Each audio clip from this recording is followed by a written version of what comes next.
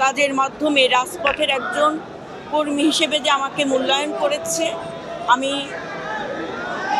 মাননীয় প্রধানমন্ত্রী সহ বিএনপির স্ট্যান্ডিং কমিটি সম্মানিত সকল নেতৃবৃন্দর কাছে কৃতজ্ঞতা জ্ঞাপন করছি, যে আস্থা এবং ভরসা রেখে আমাদেরকে গুরু দায়িত্ব দিয়েছে।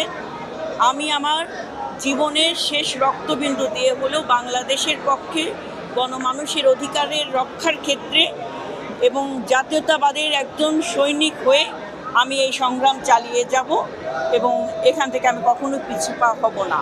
আমাদের পার্শ্ববর্তী দেশ পশ্চিমবঙ্গের নির্বাচনের যে ফলাফল, সেই ফলাফল গণমানুষের ভোটের অধিকার প্রয়োগ হয়েছে।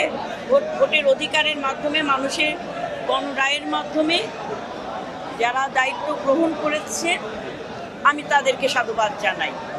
এবং আগামী দিনের বাংলাদেশের রাজনীতি নির্ধারণ হচ্ছে গণমানুষের স্বার্থকে বিবেচনা করে, দেশের স্বার্থকে বিবেচনা করে। আমাদের কাছে ফার্স্ট প্রায়োরিটি হচ্ছে আমার দেশ এবং আমার দেশের গণতন্ত্র, মানুষের অধিকার। সেই জায়গায় পররাষ্ট্রনীতি কেমন হবে, আমাদের সরকার প্রধান এবং পররাষ্ট্র মন্ত্রণালয় থেকে যারা জড়িত আছেন সকলে সঠিকভাবে দেশের স্বার্থকে বিবেচনা করে আমাদের পররাষ্ট্রনীতিগুলো নির্ধারণ হবে। সময় বলে দেবে আমাদের কখন কোন পথে হাঁটতে হবে। তার জন্য অভিজ্ঞতা যথেষ্ট আছে বিএনপির।